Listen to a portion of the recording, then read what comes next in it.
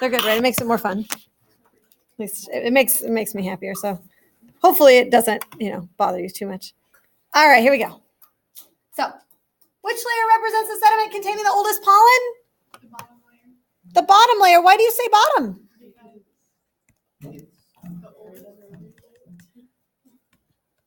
Because it's the oldest. That's true. How do you know it's the oldest? It's kind of a simple question, but it's also not trivial. So I want to make sure that it really makes sense. How do you know it's the oldest at the bottom? How do you know? Because It's buried under everything. Yeah. So things like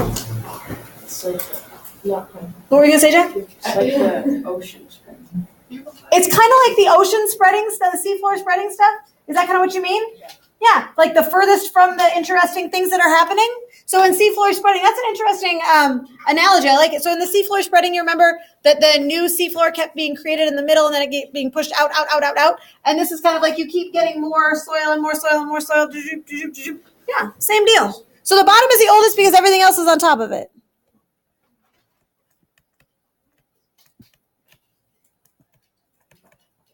Makes sense. The thing that I want you to remember about that is that the game is then that the deeper that you dig your core, right? That's what they call it. They call it a soil core. And they literally take a machine and drill down and then take a whole sample up. It's in a big tube.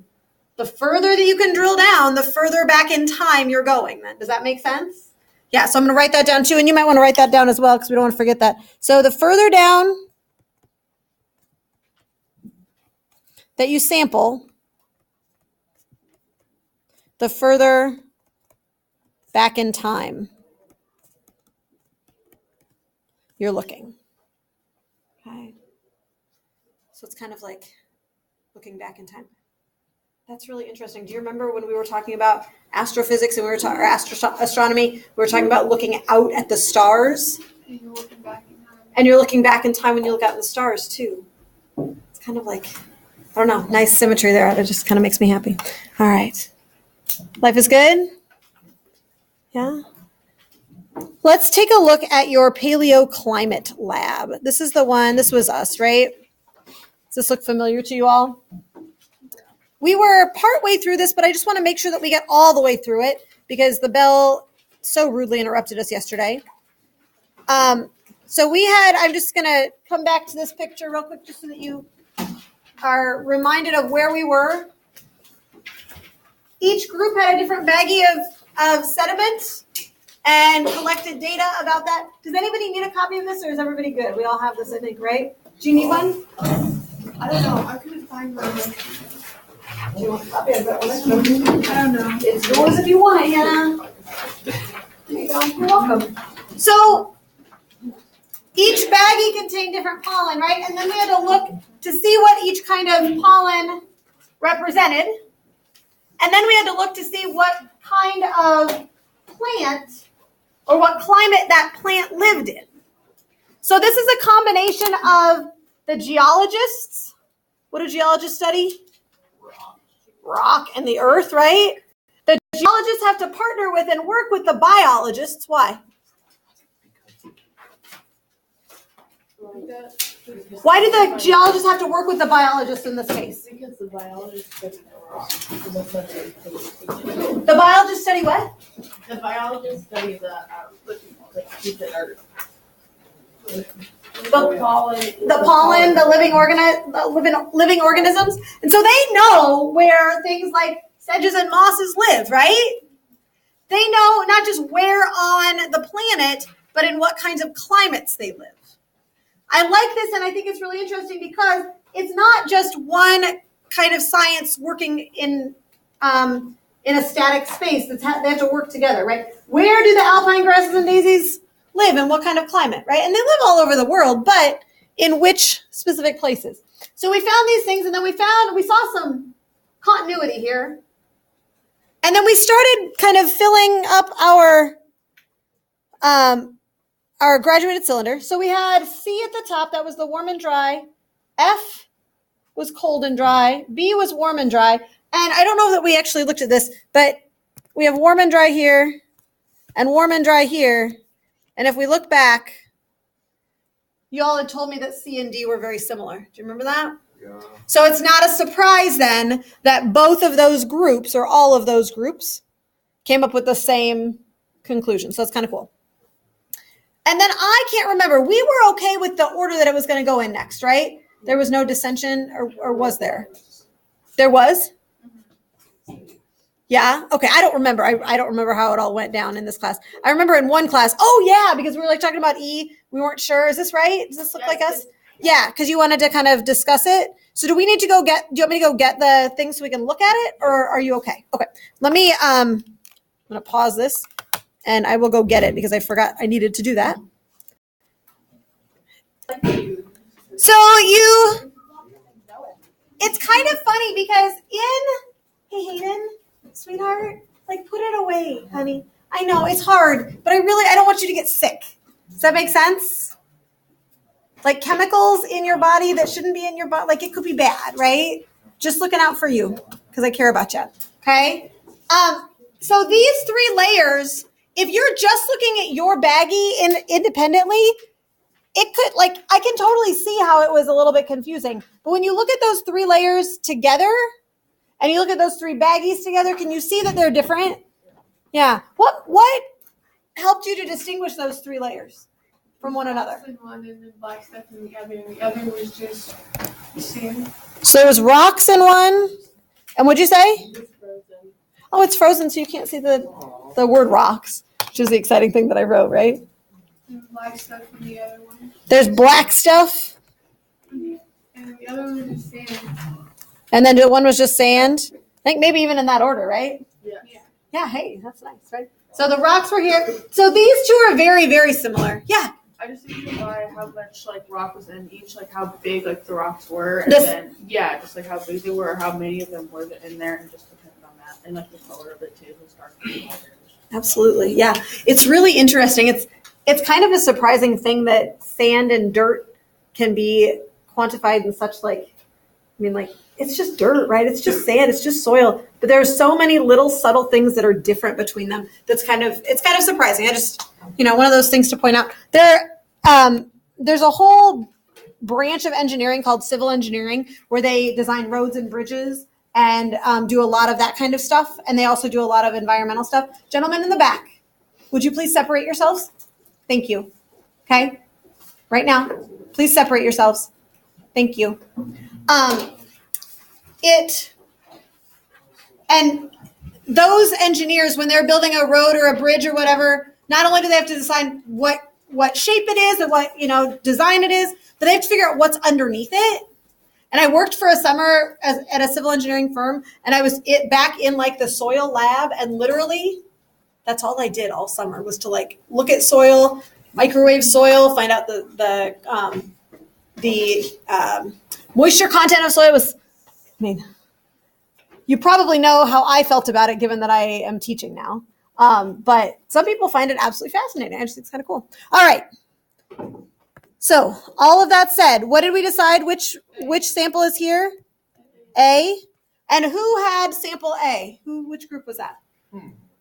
Alexandra, you had sample A? What can you tell me about the climate of sample A? It was like harsh. Ooh.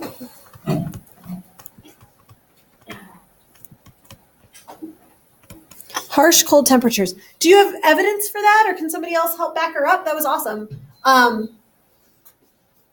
For why you know that it was harsh, cold temperatures?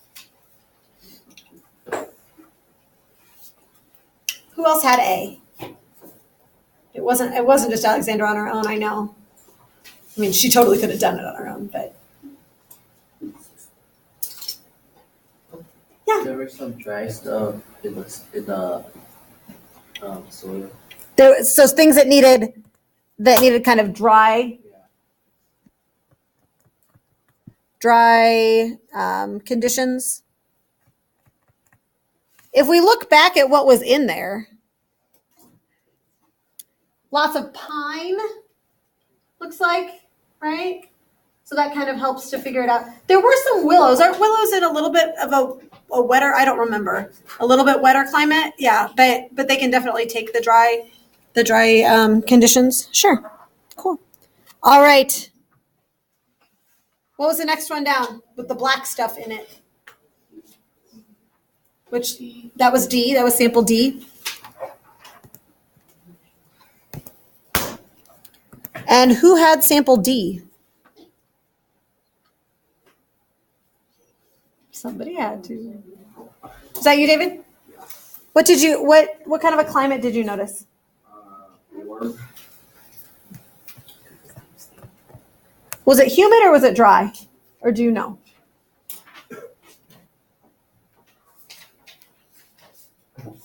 was like warm, sunny, kind of like a breeze on a mountain, right? Warm and sunny. With, what'd you say, trees and what? Okay. So there were trees. So maybe a little bit more humid. This was D, right? Yeah, so it's going to be similar, I think, to C and B. All right. And then, what are we left with? E? And who is in charge of E? Is that you? Yes. Go for it. It's cold and snowy. And what evidence did you have for that one?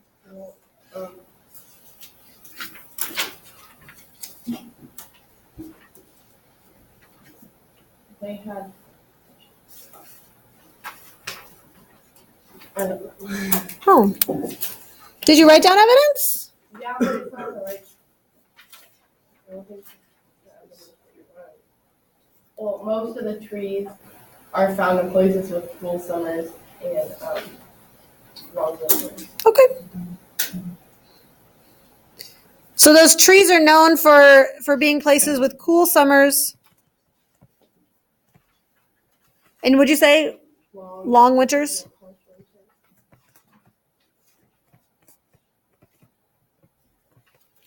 All right. Cool. I'm going to zoom out just a little bit so you can kind of look at this pattern. So what kind of a time frame are we talking about here? Is this like just a few years? I would say not. Why do you say not? Quite drastic in the change. You know, it's either really hot and warm, warm and dry, or it's either really cold and hot. It's kind of a pattern because for it goes warm and cold, warm and cold, warm and cold. Yeah, so there is kind of a pattern there. And it's kind of an oscillation, right? It kind of goes up and down and up and down. Yeah. I want you right now, I think you've got some space on the bottom or on the side of your lab, like right where you're at. I would like you to do a little brainstorming right now. See if you can think about why this happens. What has caused, this is you and your brain to start, what has caused these things to change? And this is true, right? We said that this is actual data from the Rocky Mountain area. What has caused that? I want you to write some ideas down. Go ahead and do that. I'll let you think for a minute. You and your brain. Why? We're seeing this thing where at some point in the recent past it was warm and dry, but it was cold a little bit before that, right? It was hot. Why does that happen? As scientists, we don't just care about what happened, but we care about the why and the how. I'm going to give you a couple minutes. I want everybody's pencils to be moving. Everybody's pencils move. Yeah. All right. So what did you say?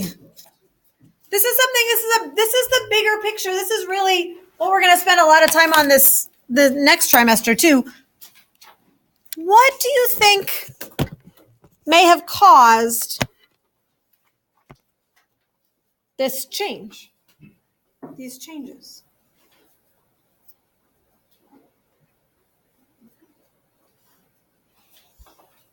Changing climate. Yeah, so there's a change in the climate, right?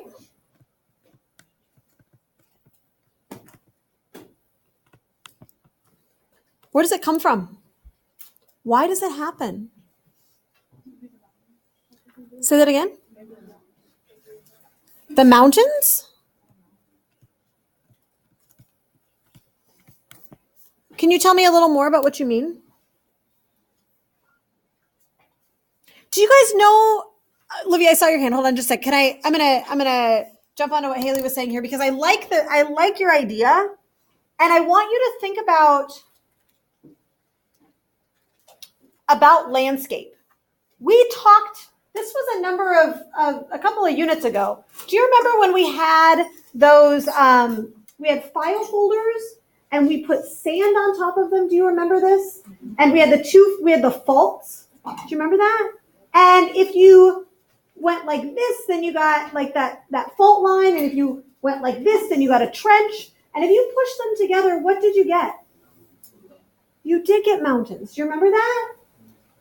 And how many mountain ranges do we have kind of in the United States, like big mountain ranges? We have 2. What are they? Rocky. The Rockies and the Appalachians. Do you know which one is older? Which mountain range is older? The Rockies. Guessing the Rockies. One of the 2, right? Guessing the Rockies. Jack, you said Appalachians with some confidence behind your answer. Why did you say that? Or what evidence did you say that? I don't know. Just seems like a 50-50 shot, or did you have more reason than that? No? Does anybody have any science behind it or any background behind it that can help us to know? His answer was the Appalachians. The question is, which of those mountain ranges is older? The Appalachians or the Rockies? And I'll tell you that it's the Appalachians. The Rocky Mountains are much, much younger than the Appalachians. How do we know that? Pollen data. I appreciate that. That's awesome. That's not actually the reason in this case, but I appreciate that. Has anybody ever been to the Rocky Mountains? Yes. Yeah? They're really big, aren't they? Really tall, really sharp and craggy. Craggy's a word. Can you tell Not like they're cranky, older but because they're bigger? Say what now? Can you tell them they're older because they're taller? So Hannah just said, can you tell that they're older because they're bigger? Kind of. Has anybody ever driven through the Appalachian Mountains or been to the Appalachian Mountains? No. They're beautiful. But they're much, much less steep. They're much, much less sharp. So they're shorter. And not all mountains that are brand new are really tall. But we're putting all of this stuff together, you guys. So we have the fault line stuff. We have this kind of moving plates thing. We also have, once a mountain is formed, does it stay the same all the time, forever and ever? No. What evidence do you have for that? Erosion. Weathering and erosion, right? Are you with me there? So the Appalachian Mountains have been being weathered for a long time. And they're not insignificant, don't get me wrong. I have not signed up to walk the Appalachian Trail up through the mountain range because that would be really hard because it's still a lot of mountains. But compared to the Rocky Mountains, they are much lower and much less steep because of the weathering and erosion that has happened. Does that make sense? Okay. So going back then to Haley's comment, because she didn't seem super confident about it, but I think that there's something to be said for it. We're talking about thousands of years here, right? Depending on how deep you go, it might even be into the millions of years. You with me there? Yeah. So, but at least thousands of years. And if we talk about those mountains have been changing shape, right? They grew and then you know what I'm saying? So absolutely, the mountains being there in and of themselves could cause some of the climate change because we saw, I'm going to bounce us back here to the climate factors notes from forever ago. Nope, not those. Over here. Right? That if you have a mountain in the way, then you've got this warm, humid air that comes in. So you might have a climate over here that's different now than it was before if there were no mountains. And especially over here. You with me there? If there's no mountain, then that humid, warm air is just going to keep on going. But if there's a wall of rock in the way, then that absolutely changes the climate, especially on the leeward side. Remember that word? That's a good one to know. Question was Sydney asked earlier today, when is our final? Our final is going to be a week from yesterday. So just FYI, right? Our chapter test. Do you think the word leeward's going to be on there? I think so. I think probably. So probably you want to know that. Go, Hannah. You may. All right. I want to come back to this question. Whoa. Changes in climates, mountains, and Livy, you were going to say something. I don't know if it was about that or something else. That was not about like humans are affecting. Absolutely. Humans affect the climate.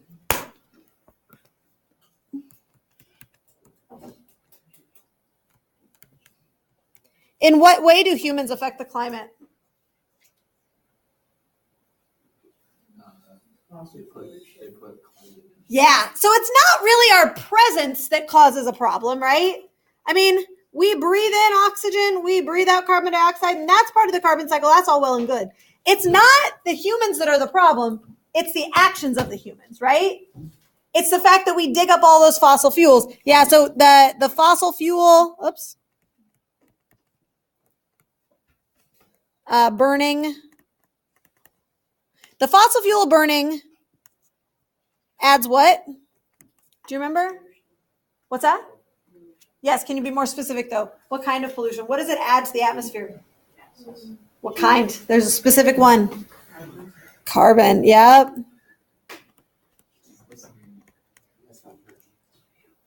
And that can mess with things. That's absolutely true. This is third trimester right here. But I have a question. Were we monkeying with stuff and burning fossil fuels down in these areas here? I'm going to go with no, right? No, that's only been, hundreds of years, not thousands of years. Not tens or hundreds of thousands of years for sure. But there was still climate change going on, right? Harsh cold temps, warm and dry, warm and sunny, right? There was still climate change. What else do you think caused it?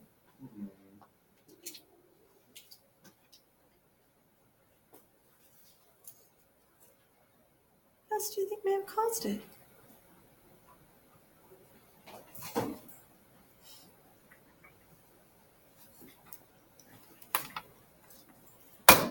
Have you heard of things like the Ice Age?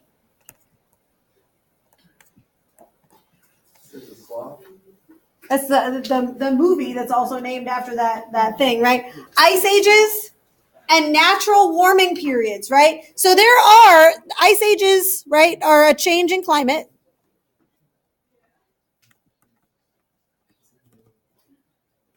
Okay? And then there are great thaws in between. And those natural cycles are supposed to happen. They do exist, and they exist on purpose. Okay, like they are there as part of our natural variation. So this is all like stuff that does happen, and that's all good. But these things happen just due to changes in, okay, carbon in the air. They occur due to things like sometimes it could be like because of a meteor, right? Did you get a drink? Are you okay? I'm good. Okay, just making sure. I wouldn't do. Okay, it didn't work out so well. All right. We're going to come back to this, but I just want you to start kind of thinking about that, okay? Thinking about those ideas. Would you get out, if you have not yet done so, your evidence for investigation? Paleoclimate evidence investigation chart. 1, 2, 3, 4, 5, 6, 7. You're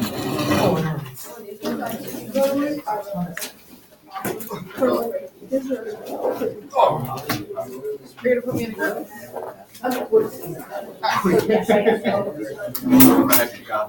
All right. I am going to give you 4 minutes with your group. If your group did not yet do this assignment, for whatever reason, you're going to need to get a Chromebook out, okay? And I'm going to give you a specific paleoclimate evidence to look at, and then you're going to share that with the class. So I want to make sure that you understand that one for sure, okay? So if you need to get a Chromebook out, do it. If you need to just talk at your group, that's fine too, okay? But make sure everybody understands it, because I'm going to pick on anybody I want at your table, okay? Angel, what's up, sweetie? So I don't have any extras right now, but you can get it on Canvas. Do you need a computer to do that? Or do you want to? Okay, perfect. You're good. You can also look at it up here. All right, you guys are going to be tree rings. Glacial bars. It's like the best one, right? The word is weird. Seafloor sediment. My friends, here you guys are going to be fossils. Ice sheets.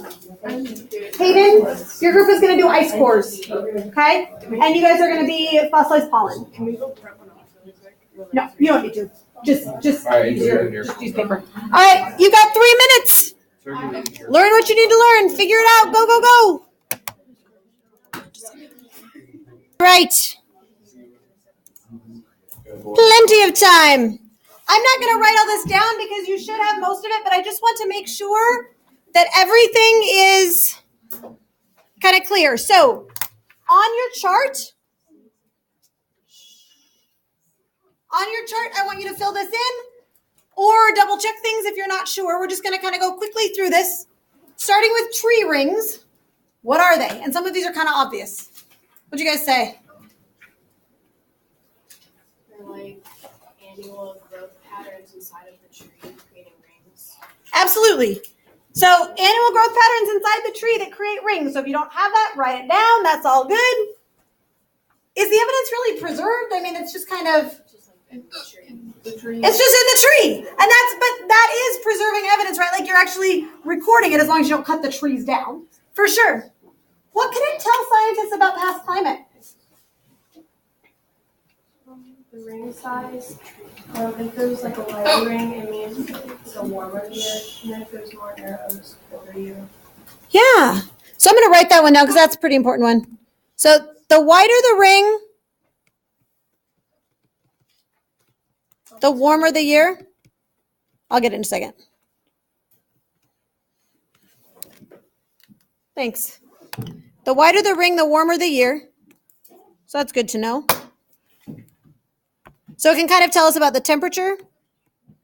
And this one I didn't really find in the reading, but do you know how long back that information goes?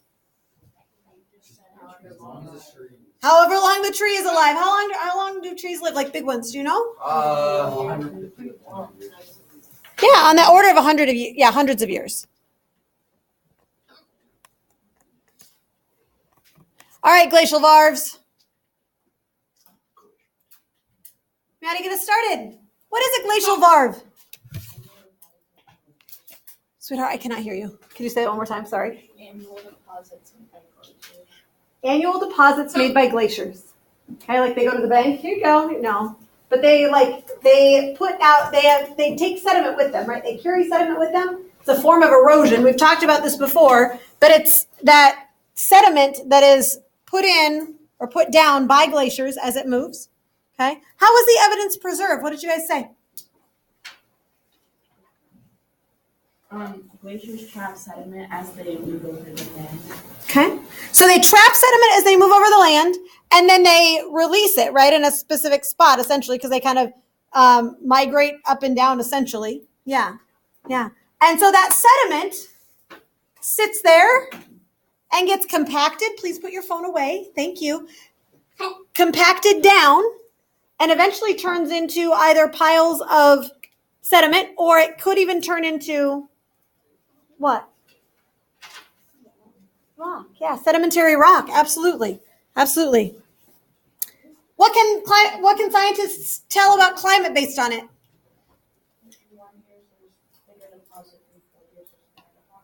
Okay, so it's kind of like the tree rings, isn't it?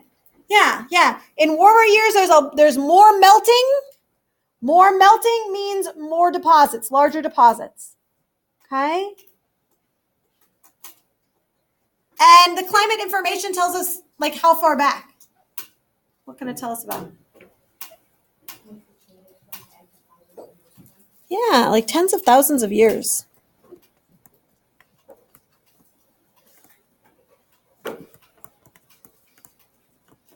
But perhaps unlike trees, there are only certain places where those glacial varves exist, right? Okay, probably if you go down to Central America, you're not going to find a lot of glacial varves to tell you anything about the climate there. All right, seafloor sediment. Who's my seafloor sediment people? Is that you guys or I can't remember? You guys are seafloor sediment? So what is it?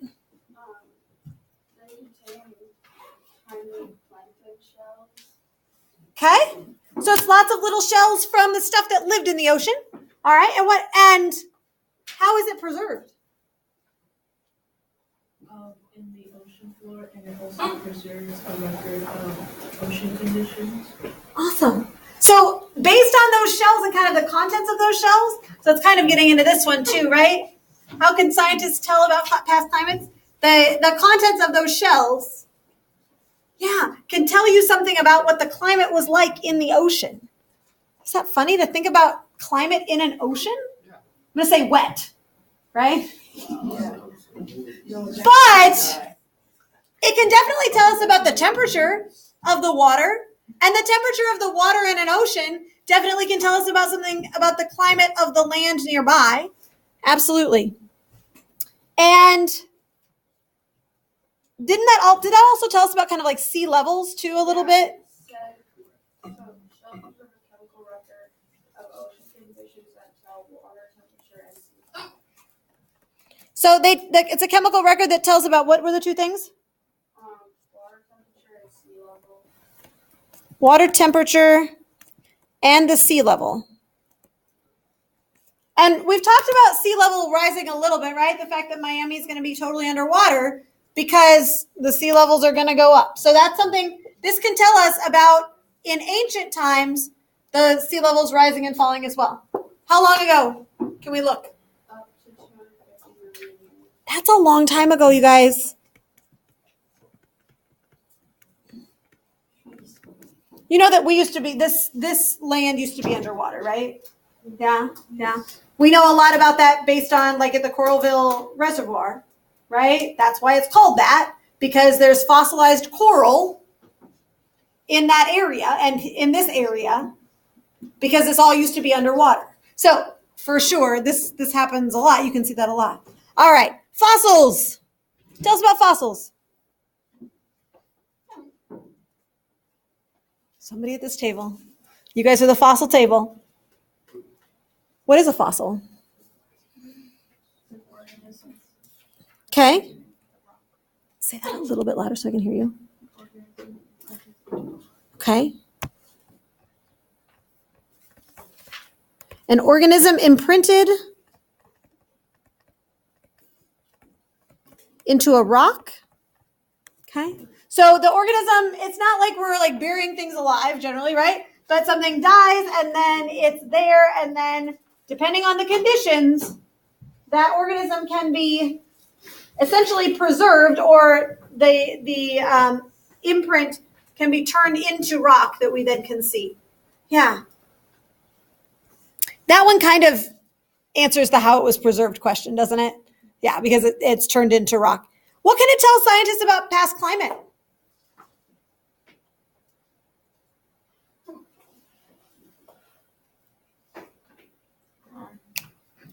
Colin, you got this too, don't you? You can be part of this conversation. You don't have to like leave it all to the girls over there. In the book, it said like if they found different type of like a tree that grew in a certain climate, and then they found it in a different climate, the climate would have changed. Yeah. So trees, other plants, animals that were present. They're only present in certain kinds of climates. That's kind of what you're saying, right? Yeah. And those trees and plants and animals that were present then can indicate kind of what the climate was. Yeah.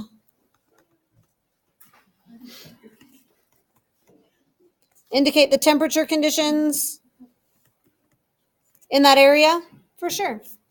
How long ago do those things tell us about? Anybody know this one? I don't think I found this one in the book. I gotta look it up. You guys know how old like the oldest fossils are that they've ever found?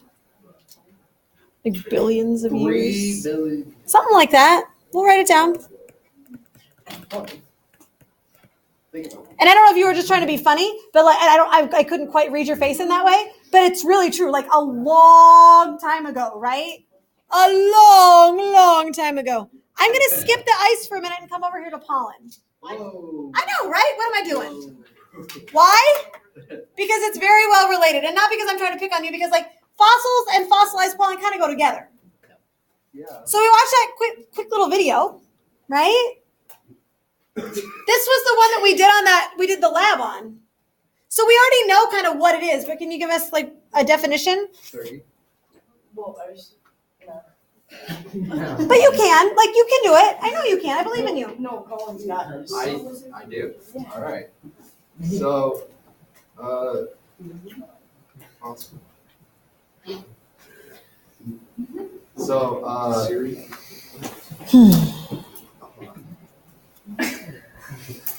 Is something that we can do while we're waiting? Nope. I just want to know, like you guys know this. How old the oldest fossil is. We did that already though. So, you want a definition of what pollen? Okay, no, I'll do it. And I'll let you guys off the hook this time, but seriously, this is kind of silly because we literally just did this lab, right? So put your computer away, write this down instead of being distracted, okay? Thank you. All right, so pollen is stuff that is given off by plants, right? We've talked about this for the last 2 days, friends. We talked about this.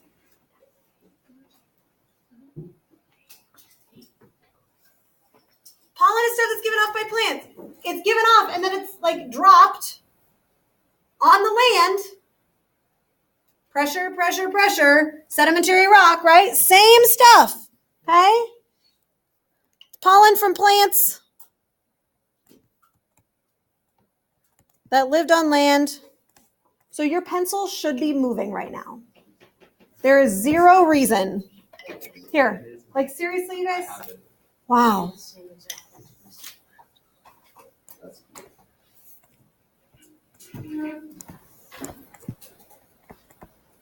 So it's pollen from plants that lived on land. And just like it was for the fossils before, it's the same kind of deal. Okay, it's going to be preserved in the sediment and rock as those layers continue to go. If you watch the video, you know that the scientist that was in the video, he was talking about pollen that they got from where? Antarctica. Plants that live on Antarctica? Did you listen to what he was talking about? What did he say? Yeah. It used to be warm. They used to have trees and flowers. He said that. I was like, what? Flowers growing in Antarctica? Yeah. If you do the homework, not if, when you do the homework, and I mean it, like I'm not kidding around. Responsibility is an important thing, right? Flowering trees, flowering plants in Antarctica. Because Antarctica used to be, use your scientific knowledge, what's the climate like? It was to be warm and beautiful. And as they watched through, as they looked through, they could tell climate was determined. Please don't put your stuff away. I'm not done yet. Please don't put your stuff away. Thank you. The climate was determined based on the types of plants that were growing there, right? How long ago?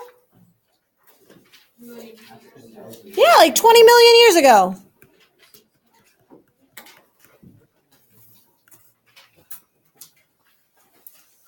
All right.